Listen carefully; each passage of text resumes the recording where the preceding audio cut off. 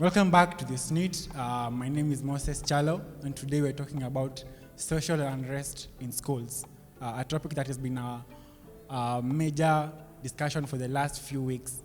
I'll allow my panelists to introduce themselves, and then we'll move on from there. So from the right, please. Yeah, so hi guys, mimi naitwa Arnold Muhambe. Yeah, Corona student hapa hivi. My name is Dora Haman.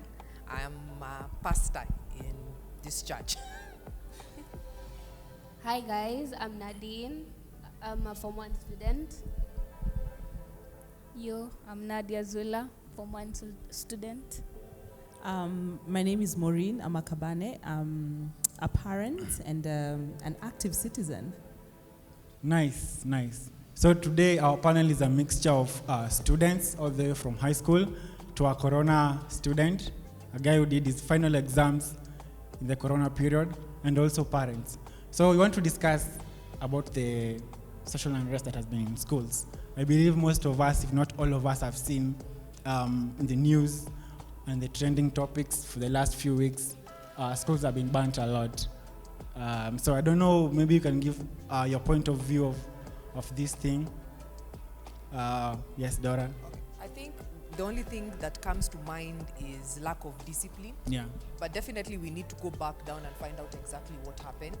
And I think where we need to start the conversation was, and I think this is something that many parents are thinking about, was it right for corporal punishment to be literally to be removed from school? Yeah. And if it was supposed to be removed from school, now where will the children or the students now experience this discipline? Yeah, I think that is something we need to start talking about. Okay. So yeah, mimi ni Corona student. Ilikuwa tough. It was tough. Yeah. It was tough, but si hatukuchoma shule. So nashangaa ni kwa nini tunachoma shule form 1s, form 2s. Form 1 umeingia shule juzi ushaanza kuchoma shule. So manze tunataka kudig deep ndo tujue ni kwa nini. Yeah. Okay, interesting. Same, I agree. Ikuchama shule, I mean, when there's no punishment in schools, actually, it may give some of us, the confidence to be in discipline because, Mr. Fanyo Akitu. Yeah. And then, kuchoma shule, we don't have the time actually to read. Our time is limited. Vitabu, you're like literally reading every single, like a whole book. You have to go through, I don't know how many units or topics. Yeah, the pressure is real. Yeah, and then there's lots of tests and exams, and then people just wanting to go back home. You're like, you guys stayed at home for 10 months. Like, wow. Yeah. Okay, that's interesting, yeah? For me, maybe when we got used to staying home for those months, some of us just decided that life in school is a no. So like maybe it has influenced like some of our minds, like maybe banning schools. Like we have control now because we're rebels, we can do anything, but like it's a wastage of time, honestly, because we have to finish like this education system and we have like squeezed schedules. So like honestly, it's a waste of time. So that is a contributor to like guys banning schools. Yeah, and maybe some of us have pressure, like teacher comes to class with tests, you may fail and all this stuff. So maybe they have this pressure of like, let's just ban our schools, end life like this. Okay, interesting. Yeah. I think I'll start my point from what the other two people said. Yeah. Pasi had attributed to the fact that maybe it's the absence of caning as a form of punishment or as a form of discipline. But I look at it from a different perspective. I'm a student or a product of a whipped. In my high school, we were whipped, and I don't think it contributed a lot to the to discipline. And I think there are other forms of discipline. And I personally think that discipline should be a function of the nuclear family. So if you are indisciplined from home and you go to school, and I know a lot of people, or in my generation, a lot of people used to say, mtoto ameharibika. nitakupeleka boarding. You know, there was that. And then at the time, there was also a system where they used to be called, there was a system called approved schools. I don't know if approved schools still exists, but there used to be approved schools. So this is where if a young person who's a minor, that is below the age of 18, had some social misfits or social crime, would commit a social crime, they would be confined in an approved school. I don't know if that still exists. So I think it's a balanced conversation. There could be an issue of indiscipline, but it's not top. There's many other underlying issues that cause the unrest. Yeah. Then back to what he said, you survived, but it doesn't make it fine. You know, there's a lot of systematic issues. I think there's a lot of systematic issues. I think pia kuna issues welfare, both on the student and on the teachers. Yeah. And also on the other support staff. Because I feel sometimes when this discussion is happening, it focuses on the student only. Yeah. What's the welfare of the students? What's the welfare of the educators? What's the welfare of the support staff? So I'd look at it from a holistic perspective and narrowing down to the welfare. So you were saying it's a multi-perspective thing. So do they... because she has added something. As a teacher myself, I don't teach high school students, but the product of high school now coming to college and campus is that many people think of the students alone. They forget that there's always people also around their student. Yeah. Parents are involved, teachers, because now when we take our children to school, we are literally selling this child, kwenda ukalelewe na mwalimu. That's true. So the parents have literally dropped the responsibility of them being parents to the teachers, and then now when something happens in school, now it becomes the teacher's fault and the student's fault, and us as parents, we do not take the responsibility. So as she said, it's literally all-rounded. Okay, that's interesting. Yeah. There's a couple of things you mentioned. Welfare. Do you think that COVID has contributed in any way to how much the scope of schools being raised down by fire? Has COVID in any way contributed to that? Okay, for me I'd say kuna venye COVID ilitu affect sisi wote. Yeah. Okay, for me as a corona student, it wasn't easy. Actually, I was a school official. Mimi ndo nilikuwa entertainment prefect shule. Ala. Okay. So unapata kulikuwa na ile pressure. Unajua hiyo time ndo prince anasema hakuna entertainment, ati social distancing, guys, unaona. Yeah. So una imagine hadi ile pressure yenye pia mimi nanikujia juu ajui venye wataenda direct hadi kwa principal anze kumwambia prince tunataka entertainment, vitu kaa hizo, unaona. Sasa pressure yote ni kwako, ni kwangu. Yeah. So mimi naweza sema hivi man, tuache kusugarcoat vitu. Like nikianza kuangalia shule mingi saa hizi, okay, first kitu ya kwanza yenye story na God imeenda chini sana. That's true. Unaona? Na unajua hauwezi fanya kitu bila God. That's true. So shule isipoweka God hapa juu kwanza, na unajua tu wenyewe the head is rotten, then huku chini kumeharibika. So tunaweza kaa tu chini na reason. Tuanze kwa wazazi, tukuje kwa walimu, tukienda hivyo chini. Cause utapata vitu mingi zinafanyika shule juu, yani mtoto anaona nika like hakuna samsi anafaa kumuwatch. Yeah. Utapata in some schools mwalimu anakatia mtoto, unaona. So ako tu zile za sasa, kama mwalimu ananikatia me obviously like ananiona judgment wake. Yeah. Meaning I can do anything yenye nataka, unaona. So akipata ile opportunity kidogo ya kumisbehave, atachukua tu hiyo chance na ifanye. So tunaweza angalia tu kwa wazazi, tukuje kwa walimu, kwenda chini, ndio naona tunaweza solve kitu. Cause hapo ndo mali yenyewe mvua ilianza kutunyeshea. So tukianza kuangalia hapo ndo tunaweza anza kusolve. Okay. But say tuache kusugarcoat vitu. Kani kiboko ifunguliwe. Isemwe. Watu wapigwe. Watu wapigwe. That's another perspective. Do you think COVID contributed in any way? Yes, of course COVID contributed. Yeah. Not only to the students. In fact, I was just wondering, mimi nikiwa form 4 nilikuwa nangoja kumaliza. Ulikuwa una tick calendar. So na imagine msichana show 1 year at you have to wait for, I don't even know how I would have dealt with it because nilikuwa nangoja kuget ID. So of course it affects, you know, so I can imagine an 18-year-old psychologically amekuwa akigoja kuwa citizen. I don't know if people look forward to being citizen these days, but sit tunangoja kuwa citizen who get ID ndo kwe adult. You know, and of course that will affect. So of course COVID affected. In fact, yesterday I was reading a newspaper article. And on Minet, and maybe people can look at it. They're the ones who offer insurance to teachers. And they actually documented the highest inpatient and outpatient treatment they've been giving is related to pressure and stuff like that. Like, you know, like lifestyle diseases. So, in fact, it just made me wonder, how did it affect the teachers? No, me bring point valid sana. Mteacher nakatias today. Authority iko wapi? Ndo maana musema points of authority doesn't have to be caning, because boundaries will drop you at different levels. Mteacher kanza katias today, mstudia shall get power.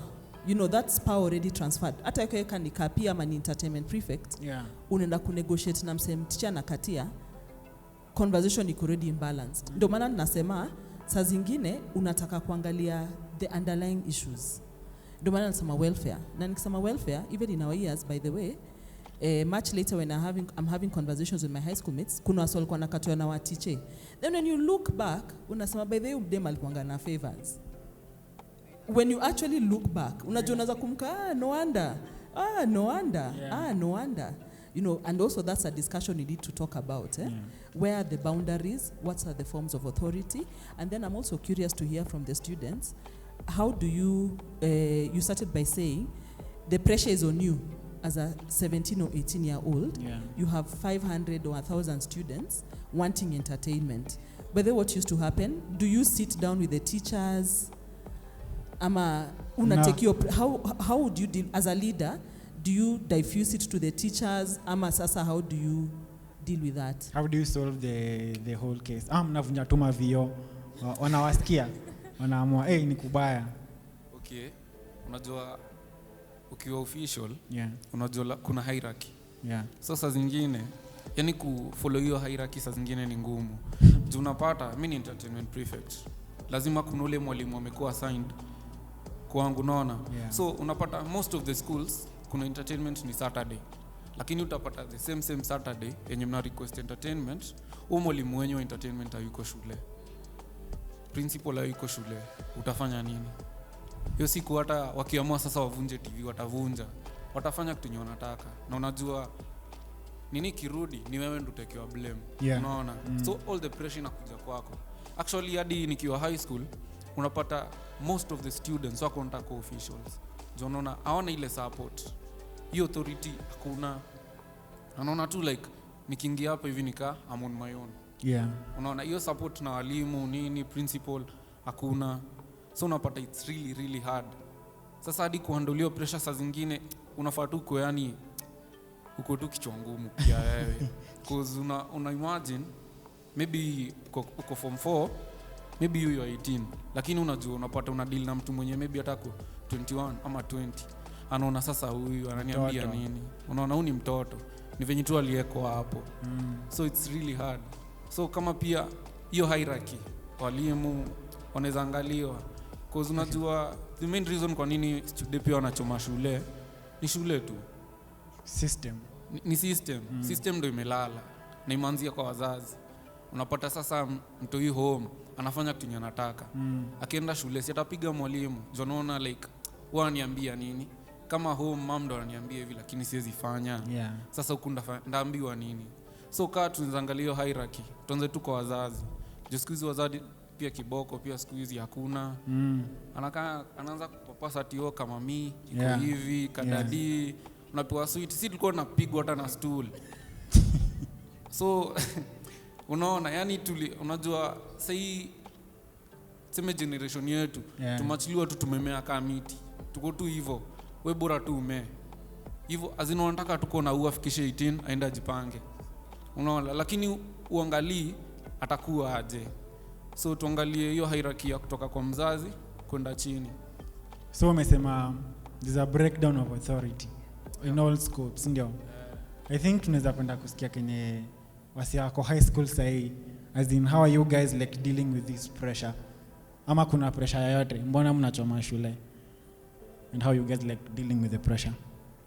So Yeah. vile amesema kuna prefects, like unajua kabla uende kwa teacher direct, there has to be, you know, the class. Then now vile sasa now you see us from once vile tunaingia shule, we are not familiar with the environment, unajua. Of course. So as we are used to that home day school, kama wengine walikuwa day school, unaenda home direct, unafanyiwa kila kitu, like kila kitu tu. So kazi yako tu ni kusoma. But then in boarding, hey, now hata kama umepewa in some schools, let's say in our school, uko na school mom anakusaidia, but you know not all of them are efficient, because kuna wengine pia au ni na really so sasa all of our problems tunaenda kwa mwalimu. Then now the teachers wanaenda kwa prefects, sasa officials wanauliza, okay, mbona hizi mashida like zote zinakuja kwetu and you guys are there? So our wata feel pressure. So now they'll start coming with some you know, some rebellion, tukiwaendea. Sasa now answer, like even in their moods, kama uko na ile mood ya kukupea pano watakupea, because now you see the teachers will be saying they're not doing their job, and you are not even going to them, you're going to the teachers because you feel hata nikiwaambia hawatafanya kitu. Yeah, so it's like a roller coaster. Everyone is not cooperating, there's just miscommunication. But also there's those prefects who at least they try hard. But then now you see, let's say the head girl, all the prefects chini yake, maybe out here you can have for example, I saw like between some two prefects, maybe you guys are in a disagreement, so you won't work together. So that means the school is everywhere. Some people are just mko tu hapo, then others will start saying, sisiki mi spendi shule, like vitu tu ziko, wacha tu niende home. Like now you start calling your parents, you want to be spoken to. My excuses. Then the teachers are there trying, like, you guys can trust us, tell us your issues. Others are like, I can't trust the teachers. Like, I can't trust the teachers. So you have no one to go to. Una msi wa kuvent wakwambia kinaendelea. Even those friends who you trust, maybe au pia wako na shida zao. So mko tu kila mnastafa nyi wote. Exactly. Wala la. Na unaonaje story?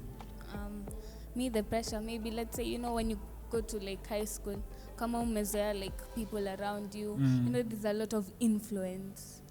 So like if someone decides to do this, everybody's like, anyway, even this looks, you know, peer good. Pressure. Let's do this, you know, like we decide to do this, and then it affects everyone. And even the prefects, like you said, even them, they have the most pressure, because I feel like even high school, I mean, like it's literally the prefects who are like up there on top. So like everything you do, they get affected, like wanachoka. And kwanza when you're a form 1 and you're just like on top, the troublemaker, like unaanza kuchukiwa because now even you have messed yourself up. And for like the influence part, like if someone, let's say, anafiliwa pressure, or like, you know, unaanza kuchukia walimu, ati this is happening and that, then you're like, I'm going to tell my parents this stuff. And unajua home unabembelezwa. So like, so obviously you feel like you have that authority, that power, like I can do this, I can get it. So like in school, how can you tell me like that? Like umeona uko the same like age with the prefects and the teachers. Like so like maybe that's why people are like banning schools, because you know, us in our generation, like we're growing up too fast. Like some people are like even like so the way say our parents, like some of us, like our parents are just like, let them grow, you know, mnaachiliwa to be free, jifunze. So like even if you go into the wrong direction, like it's like you can't, like mostly you can't say that okay, it's our parents who like should be there for us and all, because even them they're like you know, like maybe you feel like you're soft on this generation, because as unasikia mama yako anasema unajua sisi tulikuwa tuwapigwa sijui like this and that, and you are just like hata kiboko, like sijui the last time in class what you were beaten, aushtuki. Like aushtuki. So like okay, that's interesting. Tukijisikiza, I think we can hear it's a whole concoction of reasons. It's a mixture of parents' lack of discipline, teachers neglecting the students, and students not even communicating their issues to their parents.